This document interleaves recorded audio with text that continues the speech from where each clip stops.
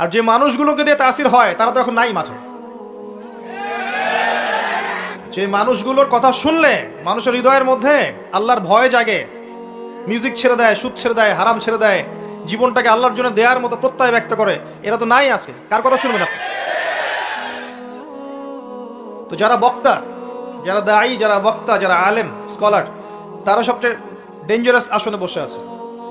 ইলম অনুযায়ী যদি আমল না হয় তাহলে কি হবে জানেন? সহিহ বুখারী হাদিসে আসছে যে একজন ব্যক্তি জাহান্নামে যাবে, জাহান্নামের আযাবের ফলে তার নাড়ি ভুঁড়ি বের হয়ে আসবে, নাউযুবিল্লাহ, এবং সে নাড়ি ভুঁড়ির চারদিকে ঘুরতে থাকবে। অন্য জাহান্নামীরা একত্রিত হয়ে তাকে জিজ্ঞাসা করবে যে আলাস্তা কুনতা তা'মুরুনা বিল মা'রুফ ওয়া তানহাউনা আনিল মুনকার, তুমি কি পৃথিবীতে মানুষকে সৎ কাজের আদেশ করতে না, অসৎ কাজে নিষেধ করতে না? ফামা বালুক, তোমার কি হয়েছে আজকে? সেই ব্যক্তি বলবে যে আমি মানুষকে সৎ কাজের আদেশ করতাম ঠিকই, কিন্তু আমি নিজেই সেই কাজ করতাম না, নাউযুবিল্লাহ। আর আমি মানুষকে অসৎ কাজ থেকে নিষেধ করতাম, কিন্তু আমি নিজেই সেই কাজ করতাম। তো সবচেয়ে ঝুঁকিপূর্ণ চেয়ারে কে বসে আছে? এখন আমি বসে আছি। আর আপনি বিশ্বাস করেন, যারা আমরা এই চেয়ারে বসি তাদের মাঝে এমন অনেক মানুষ আছে যাদের কলিজাগুলো যদি আল্লাহ পাক বের করে দেখাতেন তাহলে দুর্গন্ধে আমার লেকচার শুনতে আসতেন না। কথা বুঝতে পারেন নাই না? এমন অনেক মানুষ আছে যারা এই চেয়ারে বসে দিনের কথা বলছে, যাদের কলিজাগুলো যদি আল্লাহ পাক খুলে বের করে দেখাতেন তাহলে আপনি আর আমার লেকচার শুনতে আসতেন না।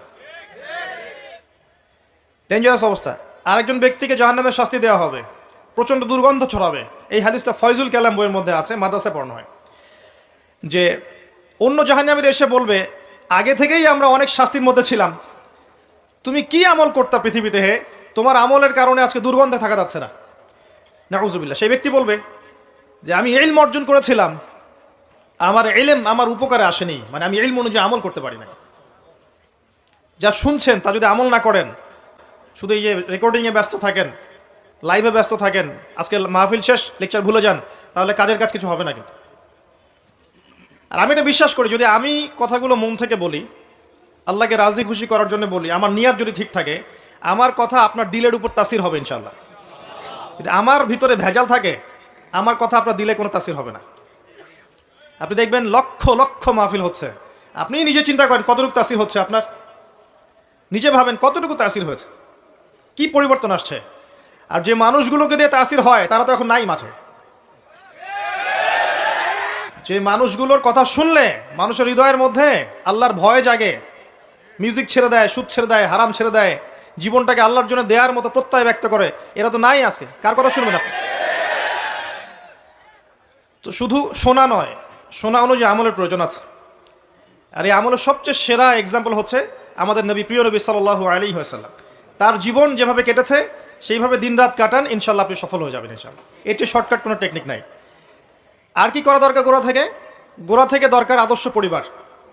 আদর্শ পরিবার না থাকলে একটা আদর্শ সমাজ কখনো বাস্তবায়িত হবে না। আমি তাহাজ্জুদ গুজার, আমার স্ত্রী এদিকে বেপর্দায় ঘুরে বেড়াচ্ছে, এই পরিবার কোনো কাজের না। আপনি তাহাজ্জুদ গুজার, দেখা যাবে আপনার মেয়ে শপিং মলে জিন্স আর প্যান্ট পরে ঘুরে বেড়াচ্ছে, গেঞ্জি পরে ঘুরে বেড়াচ্ছে, কোনো লাভ নাই তাহাজ্জুদে। অনেক ক্ষেত্রে দেখবেন মা মাশাআল্লাহ পর্দা করেছে আর মেয়ে মাশাআল্লাহ এক একটা পরিমণি। তো এরকম হলে আদর্শ পরিমাণ হবে না। আমরা দোয়া করি আল্লাহ পাক তাকেও যেন হেদায়েত দান করে। আল্লাহ চাইলে এমন অনেক মানুষকে হেদায়েত দিতে পারেন যাদের দ্বারা সমাজে খারাপ কিছু ছড়িয়েছে, আল্লাহ চাইলে এই মানুষদেরকে দিয়েও আল্লাহ পাক দ্বীনের খেদমত নিতে পারেন। আমরা দোয়া করি আল্লাহর কাছে, যারা আজকে বেলাইনে আছে, মিউজিকের লাইনে হোক, ফ্যাশন শোর লাইনে হোক, ফিল্ম ইন্ডাস্ট্রিতেই হোক, হারাম আপনার মুভিজে হোক, পর্নোগ্রাফিতে হোক, যেখানেই আছে যারা, আল্লাহ যেন ওই মানুষদের মধ্যে যাদের মনের মধ্যে স্বচ্ছতা আছে, সততা আছে, আল্লাহ পাক যেন ওদেরকে হেদায়েত দান করেন এবং পূর্বের সমস্ত গুনাহ আল্লাহ যেন মাফ করে দেন।